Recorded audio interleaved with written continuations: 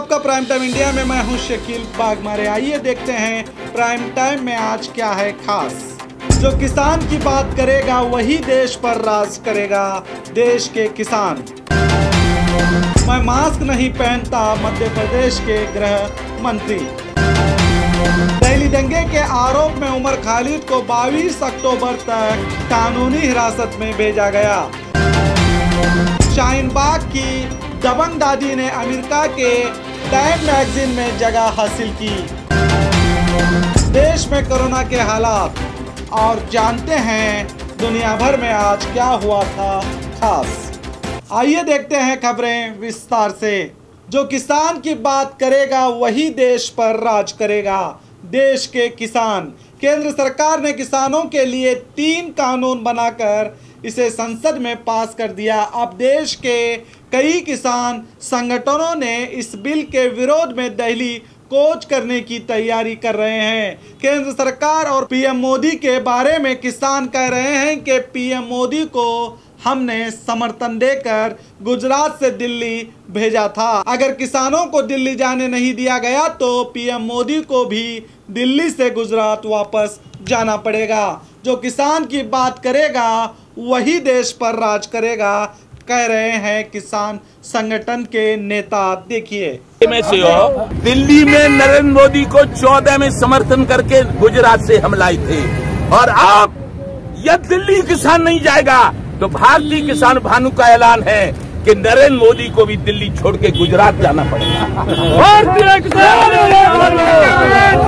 मर गया। ये बहुत चतुर हैं, लेकिन 24 घंटे झूठ बोलते हैं। ये सब पूरे देश के किसानों को मालूम पड़ गया है। तो अब हमारा नारा है, जो किसान की बात करेगा वही देश पर राज। देश के किसानों के लिए नए कानून लाकर पीएम मोदी ने अपनी हुकूमत के लिए खतरा मोल लिया है, क्योंकि अब देश के सारे किसान आंदोलित हो चुके हैं और कई राज्यों में इस कानून के खिलाफ किसान अब आंदोलन भी कर रहे हैं। किसी ने क्या खूब कहा है कि कहाँ रख दूं अपने हिस्से की शराफत, जहां देखूं वहां बेईमान ही खड़े हैं। क्या खूब बढ़ रहा है वतन, देखिए खेतों में बिल्डर और सड़क पर किसान खड़े हैं।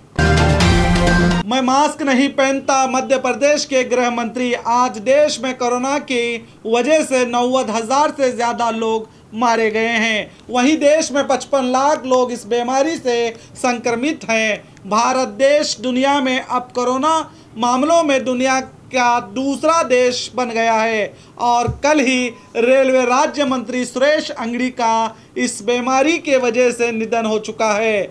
वहीं मध्य प्रदेश के गृह मंत्री नरोत्तम मिश्रा खुले आम लोगों के सामने मास्क की बात को हल्के में लेकर कह रहे हैं कि मैं मास्क नहीं पहनता।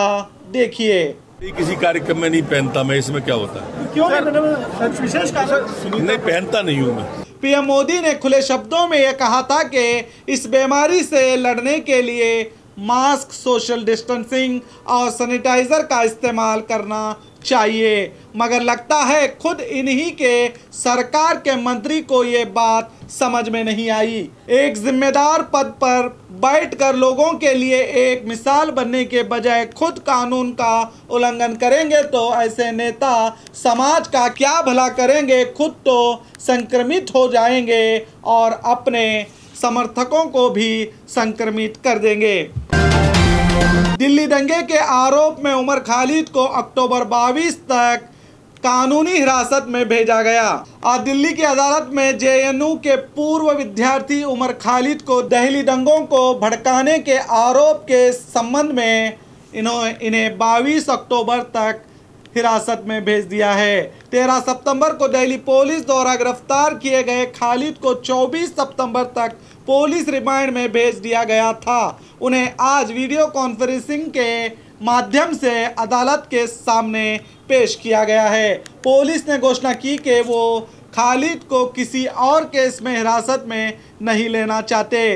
पुलिस ने आरोप लगाया है कि देश की राजधानी दिल्ली में 53 लोगों ने दावा किया है कि सांप्रदायिक हिंसा एक पूर्व निर्धारित थी जो खालिद और 2 अन्य लोगों ने रची थी। पिछले दिनों एक वायरल हुए वीडियो के आधार पर कहा जा रहा है कि उमर खालिद को गलत मामले में फंसाया जा रहा है और जो दंगे भड़कने के असल जिम्मेदार हैं उन पर अभी तक पुलिस के द्वारा कोई कार्रवाई नहीं की गई है। अगर इंसाफ एक तरफ होने लगता है तो समझ लो कि बहुत जल्द देश में एक नई क्रांति आने वाली है।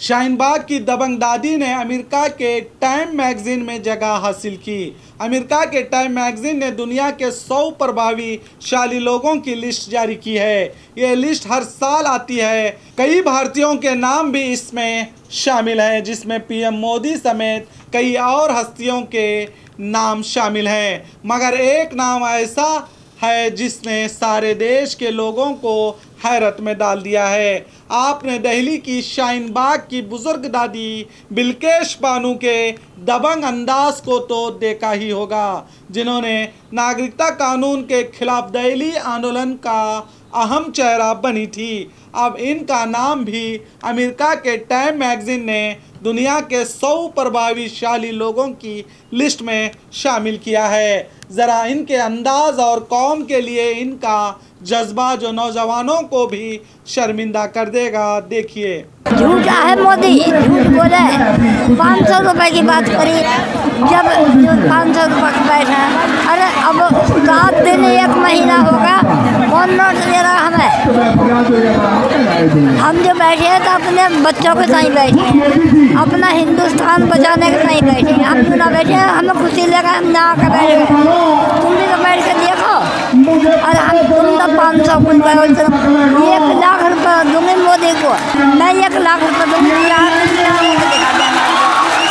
जंगल में पड़े, जाड़े में, बारिश में, हम अपने बालकों को छोड़े पड़े तो जो इतना जाम जाना कैसे बर्बाद से मारे, जब मोदी को पता ना। 82 साल की ये बुजुर्ग दादी हाथों में तिरंगा लेकर कड़ाके की ठंड में शांतिपूर्ण प्रदर्शन में हिस्सा लिया। ये छात्र नेता और कार्यकर्ताओं के लिए भी ताकत बनी, जो विरोध के चलते जेल में डाले जा रहे थे। ये दादी का कहना था कि वो जब तक बैठी रहेंगी तब तक उनके रगों में खून दौड़ रहा है, ताकि देश के बच्चे बराबरी और इंसाफ की हवाओं में सांस ले सके। इनके इस कोशिश ने इन्हें दुनिया के 100 ताकतवर लोगों के लिस्ट में इन्हें भी शामिल किया है। ये उन सभी के लिए गर्व की बात है जो अपने हक के लिए आवाज उठाते हैं।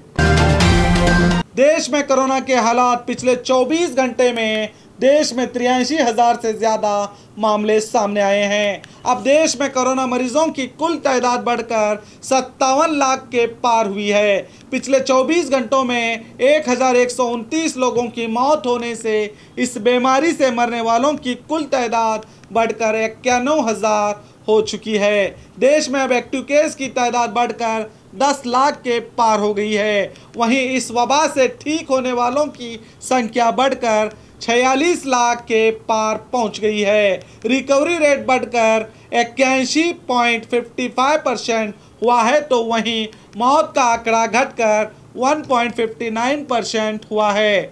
देश के लिए बुरी खबर ये रही कि आज भारत के रेलवे राज्य मंत्री सुरेश अंगड़ी का कोरोना की वजह से निधन हुआ। इसलिए हम आपसे अपील करते हैं कि मास्क, सोशल डिस्टेंसिंग और सैनिटाइजर का इस्तेमाल करके आप भी सुरक्षित रहें। आज 23 सितंबर है। आइए जानते हैं आज क्या हुआ था दुनिया भर में खास। आज ही के दिन 1861 में भारतीय स्वतंत्रता संग्राम में राष्ट्रवादी आंदोलन की प्रमुख नेता मैडम भीकाजी कामा का जन्म हुआ था। आज ही के दिन 2009 में देश के पहले चंद्रयान 1 ने चांद की सतह पर पानी की खोज की थी।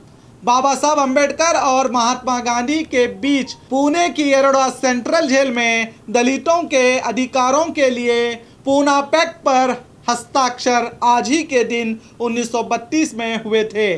देश का पहला मंगलयान मिशन आज ही के दिन मंगल ग्रह की कक्षा में सफलतापूर्वक प्रवेश किया था।